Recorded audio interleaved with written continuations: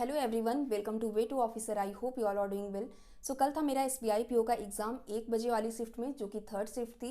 And आप लोगों ने अब तक बहुत सारे रिव्यू देख लिए होंगे, आप लोगों ने अब तक ऐसे सारे क्वेश्चन समझ लिए होंगे कि हाँ किस तरीके के क्वेश्चन आए हुए थे थर्ड शिफ्ट में। एंड मैंने कई रिव्यू मैंने भी देखा एंड मैंने भी देखा कि बहुत लोगों ने बोला कि क्वेश्चन जो है थोड़ा सा मॉडरेट था, मॉडरेट टू डिफिकल्ट कहा जाएगा क्वेश्चन के लेवल को थर्ड शिफ्ट की। एंड यस, क्वेश्चन बहुत इजी नहीं था, मैं भी कहूँगी क्वेश्चन इजी नहीं था। ऑब्वियसली एसबीआई पीओ का एग्जाम है तो इजी तो रहेगा ही नहीं, बट हाँ थोड़ा सा ऐसा था कि लेंदी था, आपको टाइम लग सकता था उसमें। तो बहुत ही छोटा सा वीडियो होने वाला है ये, मैं बहुत ज़्यादा इलेबोरेट करके नहीं बताऊंगी क्योंकि आपको पता ही है कि कैसा क्वेश्चन का लेवल रहा था।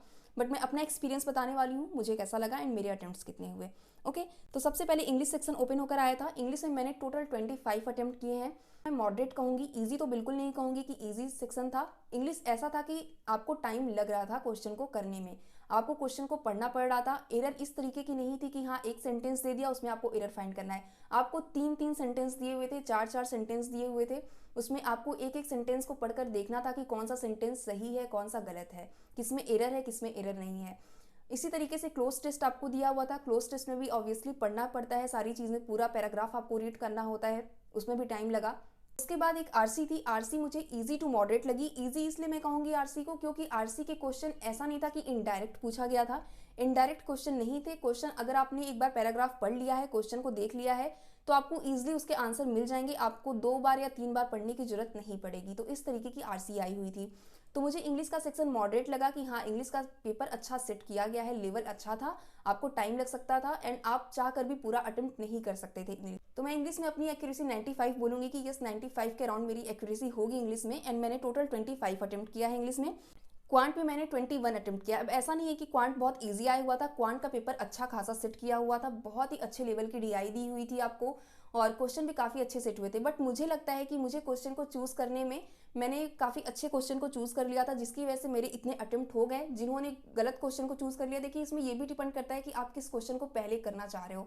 अगर आपने अच्छा खासा क्वेश्चन पकड़ लिया कि मुझे ये क्वेश्चन करना है, पहले ये क्वेश्चन निकालना है, तब तो आप अच्छे खासे अटेम्प्ट कर लेते हो। बट जहां पर आपने गलत क्वेश्चन को पकड़ा वहां पर आपका मोरल भी डाउन हो जाता है, प्लस आपकी एक्यूरेसी और आपकी स्पीड भी कम हो जाती है, तो आपके अटेम्प्ट्स उतने नहीं बन पाते हैं। तो मैंने जो है क्वांट में सबसे पहले एक डीआई की, क्योंकि मैंने जब डीआई पढ़ा तो मुझे लगा कि ये डीआई मैं कर सकती हूँ, क्योंकि मैंने उस तरीके की डीआई की प्रैक्टिस की हुई थी। तो वो डीआई मैंने की एंड मेरी वो डीआई बन गई। उसके बाद मैंने जाके सारे क्वेश्चन को देखा कि इसमें सिंप्लीफिकेशन है, कहीं पर सिंप्लीफिकेशन नहीं दिखा, मुझे क्वाड्रेटिक दिखा, तो मैंने वहाँ से 5 क्वेश्चन निकाल लिया। उसके बाद मैंने देखा रॉन्ग सीरीज आई हुई थी, तो रॉन्ग सीरीज में से मैंने सिर्फ एक किया। उसके बाद की चारों रॉन्ग सीरीज को मैंने छोड़ दिया क्योंकि उस चारों रॉन्ग सीरीज को देखकर मुझे लग गया था कि ये टाइम पर तो बिल्कुल नहीं बन पाएंगे मुझसे, तो मैंने उसको छोड़ दिया। उसके बाद मैंने वर्ड प्रॉब्लम किया। उसके बाद एक और डीआई आई हुई थी, उस डीआई को मैंने किया। तो इस तरीके से मैंने करके word problem, quadratic and DI को मिलाकर मैंने टोटल 21 अटेम्प्ट निकाल लिए थे अपने। तो मेरा क्वांट मुझे लगता है कि ठीक ठाक हुआ है, क्योंकि मैंने बहुत से लोगों को देखा है कि क्वांट में बहुत से लोग फंस गए थे। हो सकता है मैंने बहुत अच्छे से क्वेश्चन को सिलेक्ट कर लिया था, तो मेरे क्वांट में अटेम्प्ट अच्छे हो गए हैं, अच्छे खासे अटेम्प्ट हो गए हैं। जिन्होंने गलत क्वेश्चन को अटेम्प्ट कर लिया, जिन्होंने रॉन्ग नंबर सीरीज को पकड़ा होगा, वो फंस गए होंगे। ऑब्वियसली उसमें टाइम लग गया होगा, क्योंकि रॉन्ग नंबर सीरीज के पैटर्न को पकड़ना इतना आसान नहीं होता, कभी कभी टाइम लग जाता है। बहुत से लोग डीआई में फंस गए होंगे जिन्होंने उस तरीके की डीआई की प्रैक्टिस नहीं की होगी। बहुत से लोग हो सकता है कैसलेट डीआई में फंस गए हों, क्योंकि कैसलेट डीआई भी आई हुई थी, वो मैंने अटेम्प्ट नहीं किया था कैसलेट डीआई को। तो इस तरीके से क्वेश्चन आए हुए थे, आपको बहुत ही वाइजली सिलेक्ट करना पड़ता है क्वेश्चन को कि आपको किस क्वेश्चन को करना है। तो हो सकता है कि मैंने बहुत ही अच्छे से क्वेश्चन को सिलेक्ट कर लिया, जिसकी वजह से मेरे 21 अटेम्प्ट्स हो गए क्वांट में। एंड क्वांट में और किस तरीके के क्वेश्चन आए हुए थे, डीआई कैसलेट डीआई में क्या था मैंने नहीं देखा कि क्या आया हुआ था कैसलेट डीआई में, मैंने देखते ही स्किप कर दिया था कैसलेट डीआई को। तो यस, इस तरीके से मेरे 21 अटेम्प्ट हुए। बट हाँ पेपर इजी नहीं था, पेपर मॉडरेट टू डिफिकल्ट था, क्योंकि अच्छा खासा था, पैटर्न अच्छा था, बहुत ही लेंदी डीआई आई हुई थी, आपको टाइम लगता उस डीआई को करने में। बट हाँ अगर आपने उस तरीके की डीआई की प्रैक्टिस की रही होगी तो आप ऑब्वियसली उसे कर ले जाओगे। तो यस, मैंने कर लिया था उसे। उसके बाद रीजनिंग में मैंने टोटल 25 अटेम्प्ट किया। मैंने 2 पजल को स्किप किया था, एक टॉफी वाली कोई पजल थी उसको मैंने बनाया भी नहीं, और एक और कोई पजल थी मुझे याद नहीं आ रहा है इस टाइम, तो उसे भी मैंने स्किप कर दिया था। बट बाद में मुझे टाइम नहीं मिल पाया तो मैं नहीं बना पाई, तो मेरा टोटल 25 अटेम्प्ट हुआ। पजल मुझे थोड़ा सा लेंदी लगा, उसमें टाइम लग रहा था बनाने में। रीजनिंग के क्वेश्चन अच्छे आए हुए थे, बट पजल आपकी थोड़ी सी लेंदी आई हुई थी, तो पजल में टाइम लग रहा था एंड पजल को बनाने में काफ़ी टाइम लगा। तो मेरी 2 पजल जो है वो छूट गई, मैं नहीं कर पाई। एंड बाद तो लास्ट में मेरे 20-25 ऐसे सेकंड बचे हुए थे रीजनिंग में, तो उस टाइम मैं सिर्फ बैठी हुई थी, क्योंकि मैं ऑब्वियसली उसमें एक भी पजल नहीं बना सकती हूँ, मेरे 2 पजल बचे हुए थे। तो यस, इस तरीके से मेरे अटेम्प्ट हुए हैं। टोटल अटेम्प्ट मेरा 71 हुआ है, तो मुझे लगता है कि मेरा अटेम्प्ट कहीं ना कहीं अच्छा हुआ है। तो मैंने काफ़ी लोग से पूछा भी, जो मेरे आसपास बैठे हुए थे, उन लोग के भी अटेम्प्ट इसी के आसपास थे या फिर इससे थोड़े से कम भी थे।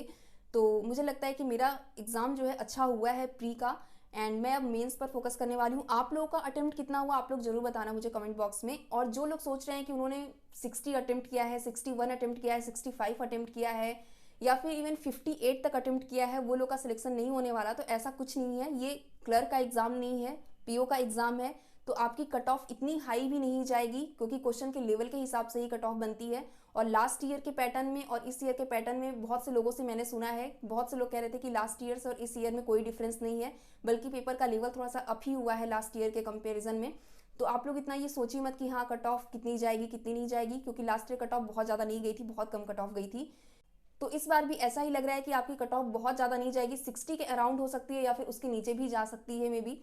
बट यस, अपना पूरा ध्यान अब मेंस पर लगाना है, मेंस पर फोकस करना है, प्लस आईपीएस पीओ को साथ में लेकर चलना है। ऐसा भी नहीं है कि सिर्फ मेंस के चक्कर में आईपीएस पीओ का प्री खराब कर लें। जिनका अच्छा नहीं हुआ है, जिनको लग रहा है कि वो अपने अटेम्प्ट से सेटिस्फाई नहीं है, वो तुरंत आईपीएस पीओ पर शिफ्ट हो जाए। आईपीएस पीओ को बहुत अच्छे से तैयार करें, क्योंकि अभी टाइम है, अभी कर सकते हैं।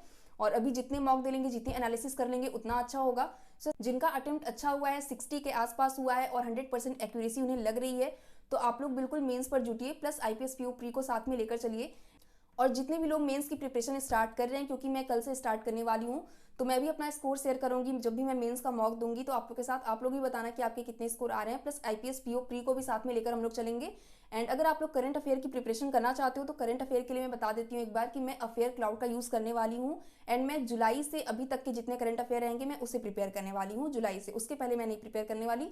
सो जुलाई से लेकर अभी तक के करंट हम लोग प्रिपेयर करेंगे। और अफेयर क्लाउड का अगर आप परचेस करना चाहते हो, आप लेना चाहते हो, तो मैं आपको बता दे रही हूँ, आप अगर मेरा कूपन कोड वेट इन यूज़ करोगे तो आपको एक्स्ट्रा 10% का ऑफ मिलेगा। प्लस इनके पास बहुत ही अच्छा ऑफर चल रहा है, क्योंकि मेंस का सीजन आ गया है, ऑब्वियसली ये लोग ऑफर देंगे ही। तो आप इनको देख सकते हैं, इनका लिंक मैं डिस्क्रिप्शन बॉक्स में दे दूंगी, तो आप वहाँ से एक बार चेक कर लेना। एंड कूपन कोड भी डिस्क्रिप्शन बॉक्स में मेंशन किया हुआ है। सो एंड कूपन कोड आप लगाओगे तो आपको एक्स्ट्रा 10% का डिस्काउंट भी मिल जाएगा। सो ऐसा आप इसे कंसीडर कर सकते हैं, क्योंकि अफेयर क्लाउड वाकई में काफ़ी अच्छा होता है। आपको भी पता है कि अफेयर क्लाउड से क्वेश्चन बहुत फंसते हैं, तो आप इसको जरूर कंसीडर करिए मेंस के प्रिपरेशन के लिए।